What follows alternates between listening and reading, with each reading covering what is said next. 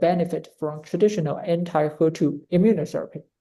So we went on to translate these immune cold tumors into immune hot tumors by remodeling the tumor microenvironment and sensitize anti-PD-1 immunotherapy. So we have done a couple of translational research. For example, for the BLI subtype, the basal-like immunosuppressed subtype, we identify a key metabolite called GDP-mannose. Mechanistically, GDP-mannose can cause the ubiquitination of BRCA2. By degradation of BRCA2, the tumor cells can cause the homologous recombination repair deficiency and may be sensitive to PARP inhibitors. And then the pathway of cGAS-STING is activated, and we can use a triple regimen consisting of the metabolite GDP-mannose with PARP inhibitors and immune checkpoint inhibitors to treat the certain high-risk subtype of BLIS. So this is a cover story published in Science Translational Medicine. And for another high-risk subgroup, we call it the luminal androgen receptor subgroup, CLR subgroup. We also identify the key unique metabolite feature. It is hypersensitive to ferroptosis inducers because the LAR is enriched for the lipid metabolism and hyperlipid metabolism metabolites. By using the ferroptosis inducers such as GPX4 inhibitors, we can see that the tumor microenvironment is significantly remodeled. We can observe a recruitment of CD8 positive T cells and the polarization of tumor-associated macrophage to M1 status. So by integrating the anti-ferroptosis agents like GPX4 inhibitors, we can sensitize the use of anti-PD-1 immunotherapy. So this is another story published in Cell Metabolism. So finally, we went to implement the full-dense subtyping system in clinical settings. There are two important questions we need to answer. The first one is how to apply this multi-omic-based subtyping method into clinical use, because we know that in clinical settings, we need some more feasible ways to establish the subtyping system. So we used the IHC method, the so-called the immunohistochemical staining method, to establish a clinically practical subtyping strategy. And we identified 4 IHC biomarkers, the FOXC1, CD8, AR, and DCLK1 to do the IHC subtyping. And this subtyping kit has been granted the invention patent in China and finally become commercialized. And we have completed over 6,000 cases using this IHC staining subtyping method in all of China. And then we further investigated how to use the artificial intelligence method to do the medtech integration for the rapid, dynamic, and non-invasive molecular subtyping for triple-negative breast cancers. So basically, based on the TNBC multi-omics cohort, we collected the radiomics data, the digital pathology data, and we used the AI to build models like neural network and train these models in different validation sets to improve the efficacy of these models. And finally, we can predict the molecular subtypes and the therapeutic targets in a dynamic and non-invasive ways.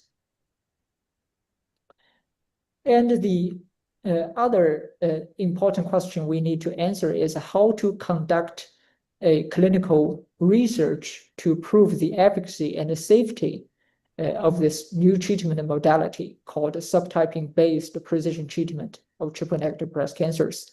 So first, in the heavily pretreated metastatic triple-negative breast cancers, we conducted the FUTURE trial.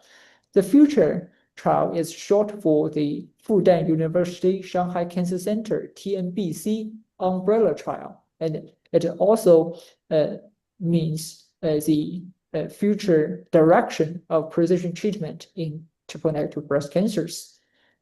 And for these heavily pretreated tumors, we collected the recurrent or metastatic lesions, do the Fudan subtyping, and we use next-generation sequencing to identify druggable targets.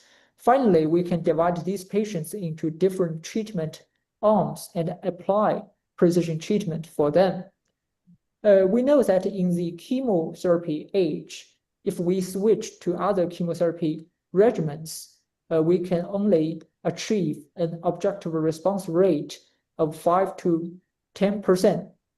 And very interestingly, the objective response rate in this precision treatment group reached nearly 30%. The data is 29.8%. So it's much superior to previous reports.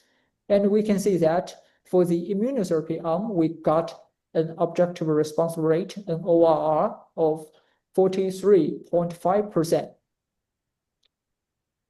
So we are confident to initiate the trial in the first-line treatment of triple-negative breast cancer. We conducted the FUTURE Super trial. It is a randomized controlled umbrella clinical trial that aims to advance our subtyping-based precision treatment model to the first-line settings, which means we enrolled the stage 4 patients or the patients who first experienced the metastasis. And we also use the Fudan subtyping method to establish the full 4 subtyping of these patients, and we use NGS testing to identify the targets. Then the patients were enrolled into 4 treatment arms. In each arm, we do a randomization. One half of the patient will receive subtype-based precision treatment, and the other half will receive chemotherapy as a control group. So finally, we will compare all the patients who received precision treatment and all others received chemotherapy.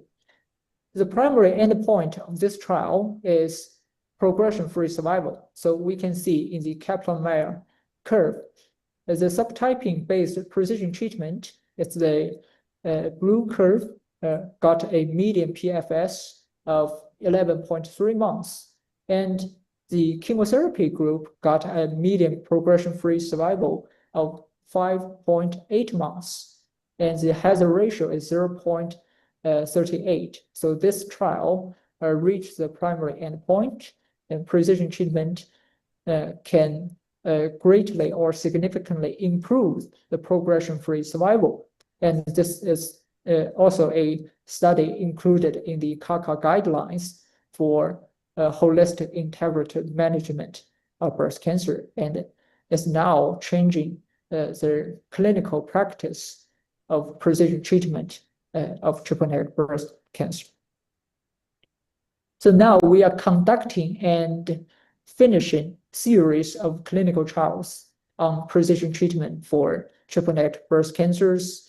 The first one is the FUTURE trial, the initial exploration, and then we further expand this notion to the first-line treatment of immunomodulatory patient. We initiate a single-arm trial named FUTURE C+. Then we accomplished the FUTURE Super trial, further validated the notion in the first-line treatment of TNBCs. Now we are still conducting several platform trials like FUTURE Super 2.0, FUTURE 2.0, and for certain subtypes, we have randomized controlled trials, and these are phase 3 trials. And hopefully these trials will confirm the benefit of subtyping-based precision treatment in triple-negative breast cancers. To make a conclusion, breast cancer is the most common malignancy worldwide, and triple-negative breast cancers present a collection of highly heterogeneous malignancies with imprecise therapeutic targeting and suboptimal treatment outcomes. And our response strategy centered on uncovering the molecular characteristics of TNBCs, enabling the refinement of subtype-based precision treatment frameworks. And through series of clinical trials, we validated the effectiveness of subtype-based precision treatment in triple-negative breast cancer with promising extension maybe to luminal breast cancer and other cancers with high intertumor heterogeneity. Finally, I would like to express my sincere gratitude for the effort of Dr. Zhiming Shao and our team, and many thanks to Professor Daiming Fan and Professor Wang for the wonderful leadership of CACA. And thank you so much. Thank you, Professor Jiang, for your highly informative presentation. Your detailed explanation has invited us with a deeper understanding of a triple-negative breast cancer and highlighted the importance of molecular subtypes and precision treatment strategies for triple-negative breast cancer. We truly appreciated your valuable and thought-provoking lecture. Thank you again. Our last distinguished speaker today is Professor Darius Dime. Professor Dime is a specialist in gynecology with a focus on reconstructive and minimally invasive surgery. He studied medicine and computer science at the Higher University Berlin and holds doctorates in both medicine and business administration. After many years as a senior consultant and deputy director of the University Women's Hospital at LMU Munich, he now runs his own surgical clinic in Munich. His research focuses on oncoplastic breast surgery, survival and recurrence analysis, and AI-based decision and support. He's the founder of Barry's first training center for minimally invasive surgery and a member of CIS. Today, Professor Dine will share his expertise on a topic of great importance, AI-based advice and decision support. Where do we stand in planning oncoplastic surgery? Please welcome Professor Dine. Yeah, thank you very much, Professor Wang. I'm very impressed by the speakers in before, Professor Fan, for this really beautiful book that is given out. I tried to see it, to read it, but I didn't get the link. It was I had one link that was just in Chinese, but I learned from you that you also have it in English, but I couldn't get the link for that. But I'm sure I will find the link later. And Professor Jiang was really very interesting because triple-negative breast cancer is really a problem, and you're a pioneer in this subclassification, and that was very interesting. We are not so far in Germany nowadays. We don't have it in our standards. We just do the BRCA mutation analyze to give them platin, and don't do it in routine, the type classification as you do it. So you're really a pioneer in that. So Let me talk a little bit on surgery, and I will now share my screen.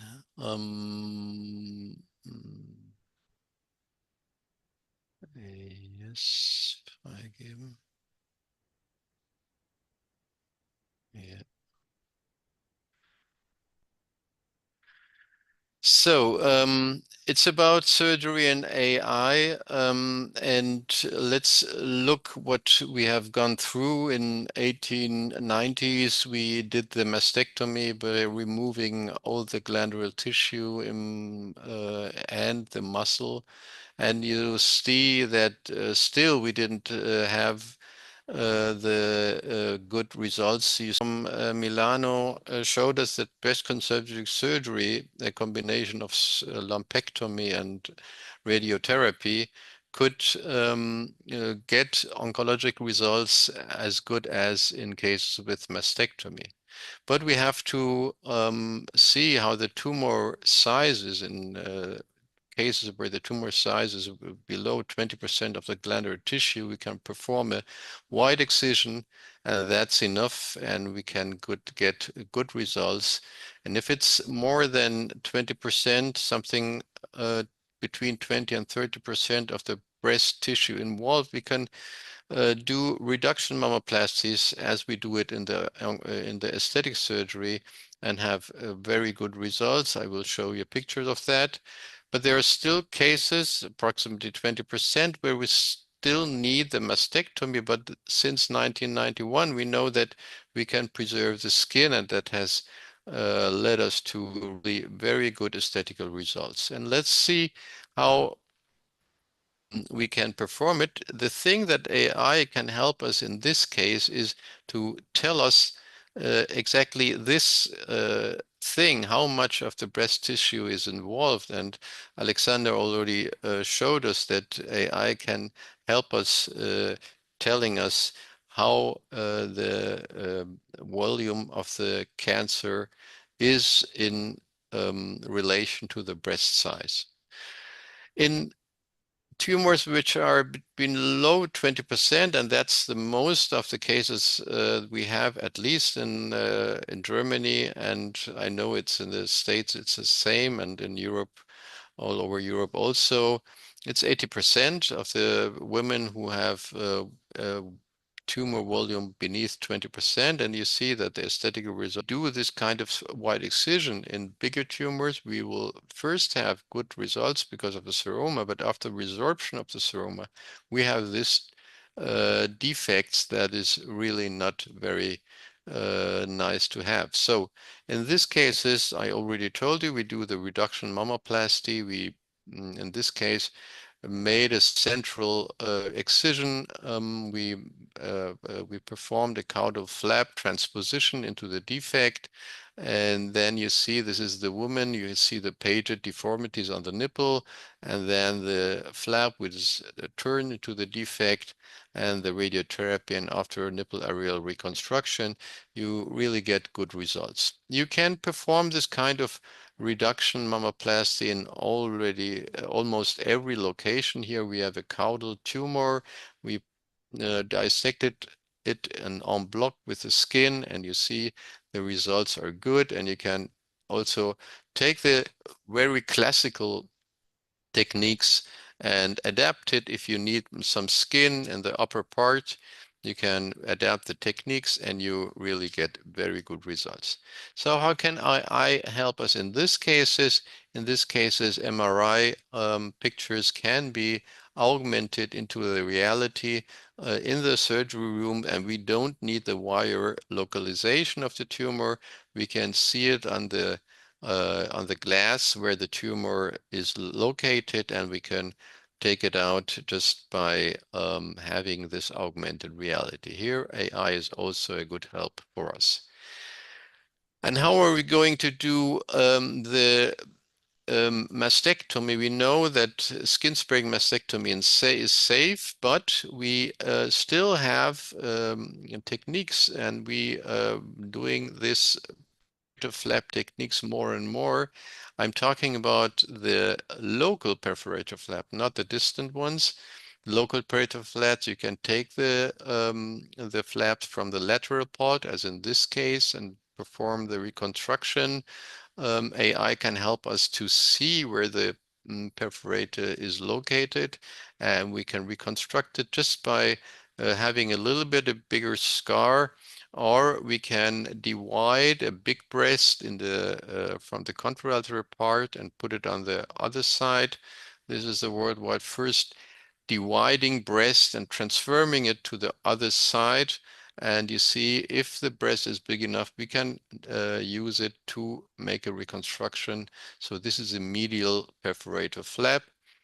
But we still sometimes need the distant flaps. As you see, we here took the abdominal wall to reconstruct the breast, and you see the immediate reconstructions, that in this case are always better than the late reconstructions because of the scar. The scar is much smaller if you do it immediately. And you don't get such good results as in this is an immediate reconstruction. This also, you don't get this good results with late reconstructions. But we know that this reconstruction with distant perforator flaps needs a lot of skill. You have to train these techniques of microsurgery.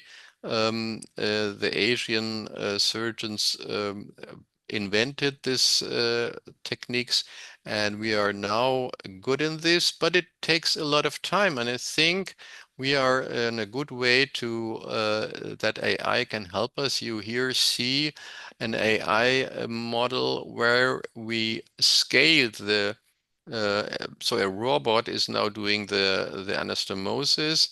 You do it as if you're doing open surgery, and the robot is scaling it down to microsurgery. So I think this is a good way to making this anastomosis more easy.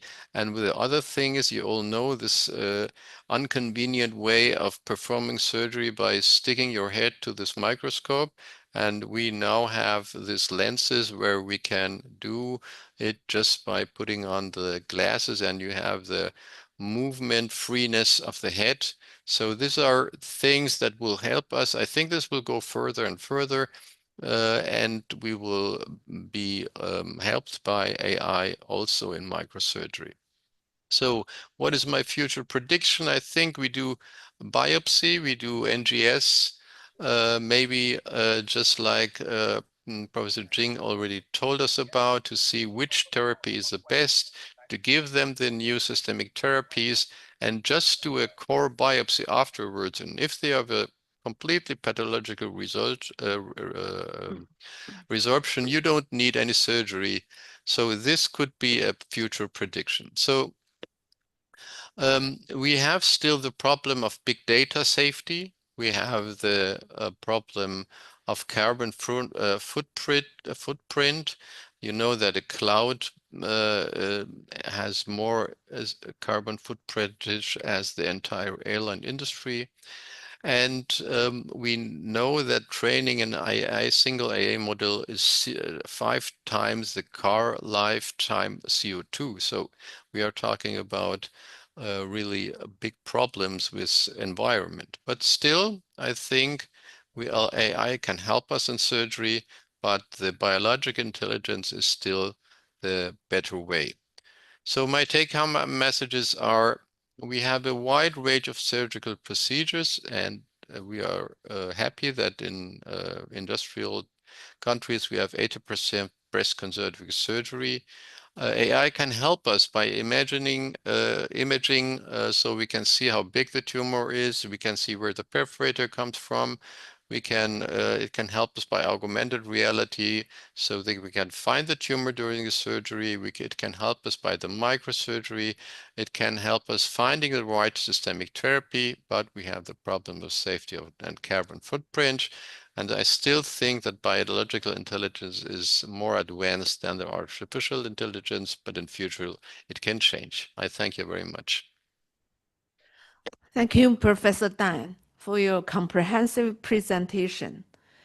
It is enlightening and will undoubtedly improve the approach to oncoplastic surgery in the future. The time and the effort you put into sharing your expertise with us is highly appreciated. I'd like to extend our heartfelt gratitude to all distinguished speakers for your exceptional presentation today. Each talk has been incredibly informative, offering us valuable knowledge and unique perspectives on cancer control. Now we will move on to the panel discussion.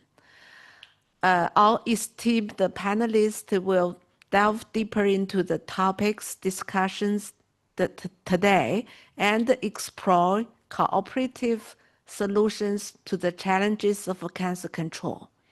Please join me in welcoming our panelists. The floor is now open to questions and discussions. So who will ask the question first? Okay, can I ask a question for the Professor Alexander? Please. Some doctors, especially young ones, often ask me if the doctor will be replaced by the AI. So my answer is absolutely. So AI cannot replace the doctor. However, the doctor who are not interested or not to do anything in AI will be replaced by AI or doctor who knows AI.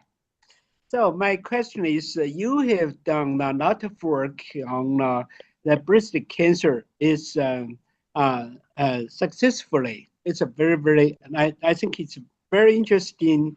And my question is, in the other types of the cancer, for example, thyroid cancer or lung cancer, we have always find a lot of nodules. For example, thyroid for sonography or lung cancer for the CT scan. So could we use your methodology for the thyroid or lung cancer and so on? That is also because it's also very important. That is my question. Yeah, thank you. First, I completely agree with your statement.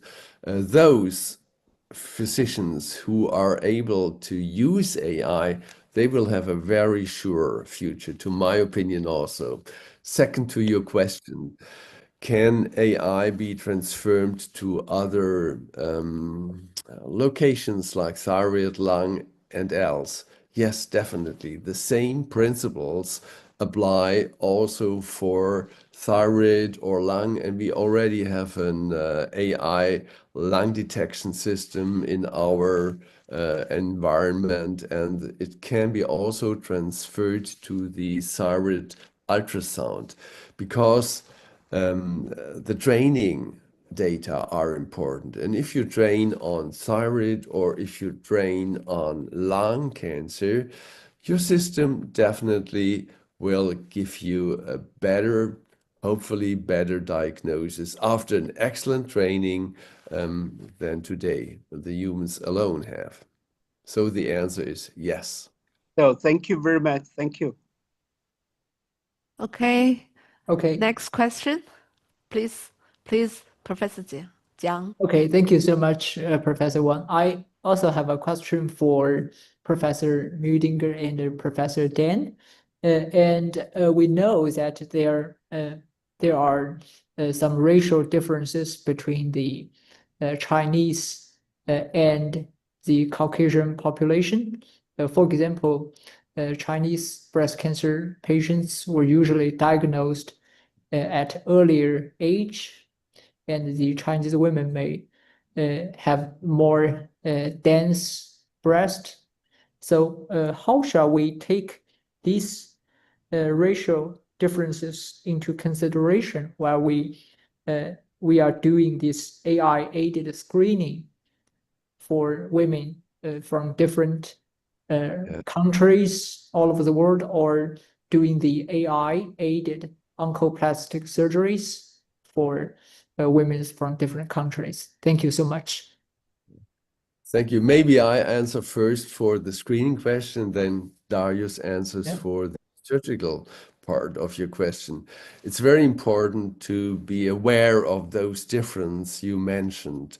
More than 10 years earlier onset of breast cancer, denser breasts, and the answer is the AI has to be trained definitely by data sets of Chinese, of Asian breasts. But the transfer technology will help to have a faster transition from those data from Caucasian population to Chinese population. And another very important point that we have to consider looking at breast cancer worldwide, the incidence in the Western countries is much higher than in those countries that have a large rural part of the nation, because the lifestyle is different, early pregnancy, multiple births, and breastfeeding. This just reduces the incidence of breast cancer. On the other hand, the mortality is very high, and this is due to not good screening or no screening at all, and not good enough treatment. And therefore, we have to improve both the screening and the treatment. And particularly for the rural areas, China introduced many very interesting studies. And we know that ultrasound, for example, for the rural areas has a higher performance compared to mammography, because the dense breast is a problem, but not so much for ultrasound, but only for mammography. So to answer shortly again, yes, it will be possible to transform the experiences, but we have to consider the particular characteristics of the Chinese, the Asian press, and to correlate it with the Chinese data sets. And finally, we have to improve, as Professor Fan pointed out, the screening and the treatment generally. Very good question. Thank you. Thank you so much. Yeah. Okay. So I don't know if I'm not into screening, but I know that a lot of countries where they have the incidence in younger ages, for example, Turkey, we heard it in the SIS, they have the incidence now in the ages 40, 45. They have brought down the screening age to 45. And we in Germany have it for 50. So I think bringing the age down for screening is an idea. But in dense breast, the mammogram, Alexander is more into that. I think that's a problem. MRI could be helpful, but MRI has a lot of false positive problems, and I think we need to have studies just about this, what can help us in solving the problems in your country. Concerning surgery, I don't think it's a difference. We know that a lot of countries do much more mastectomies in younger patients. But we know from data that mastectomy is not more secure than a breast conserving surgery. I don't think that the surgery will be the answer for this question. I think really the screening and the way of screening is the answer for this. Okay, thank you so much. I have a So question. Okay. Yeah. I think Dr. Dan said a very good question that the Chinese woman has the same incidence in about 40 to 45 as a Turkey woman. So I think Dr. Jiang, you can answer this question. Yes, thank you for the question. Due to the epidemiology data, actually, the Chinese patients may experience an earlier onset of breast cancer compared to the Caucasian population, especially when time back to like 20 or 30 years ago. However, due to the latest data, we can see that the curve has merged or is becoming like similar with the Caucasian data, partially due to the westernized behavior, like the diet or the birth or the breastfeeding behaviors. We are becoming more westernized. So the incidence of breast cancer in the Chinese population is becoming similar compared to the Western population. We got more and more old patients, like aged 60 or 70 years old. Yeah, thank you. Okay, any questions? Okay, please start. I have a question please. to Professor Zhang, excuse me. Do you do this subclassification routinely? Is it now a routine in your country doing all this triple negative subclassification, or is it just in study situations? Because you said it's commercialized, these tests, so I'm asking this.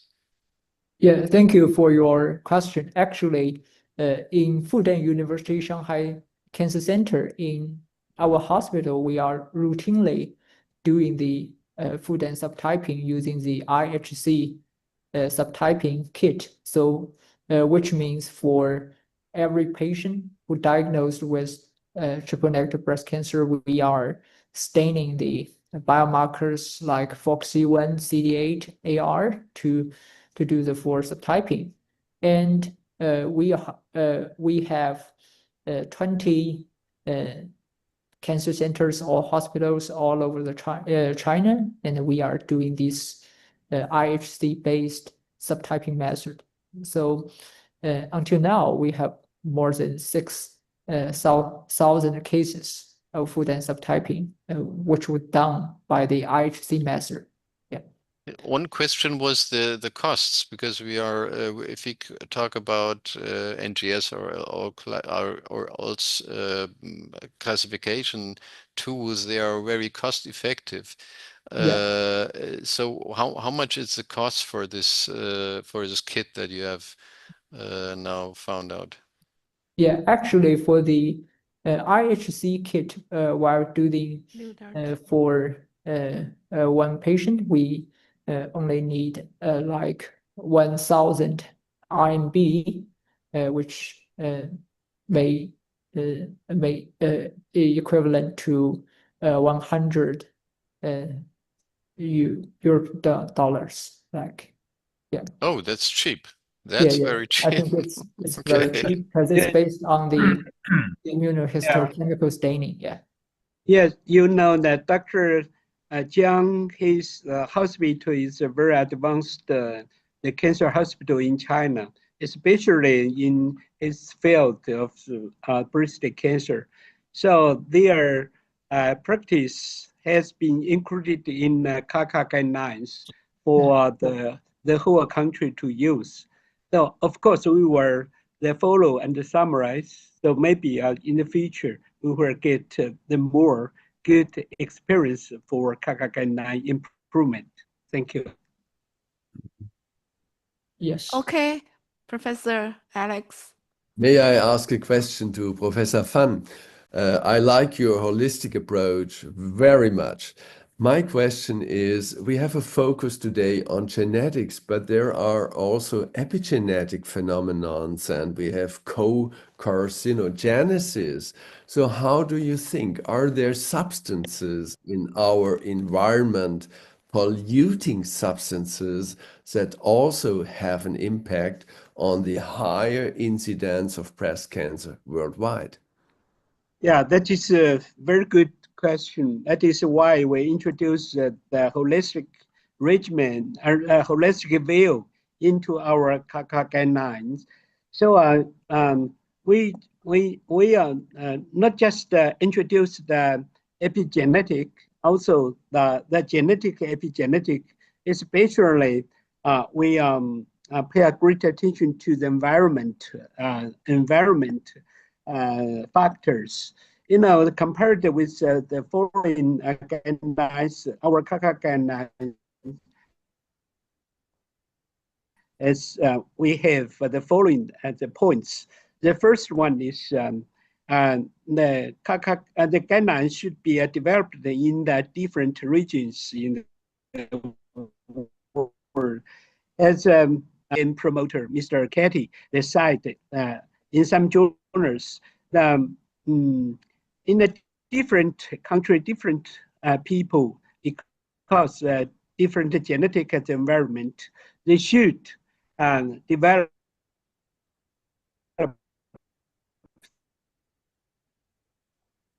their own for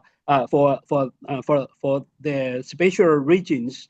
So, but to do this one is it's very difficult. Before we just follow the foreign guidelines by citation or translation for long time.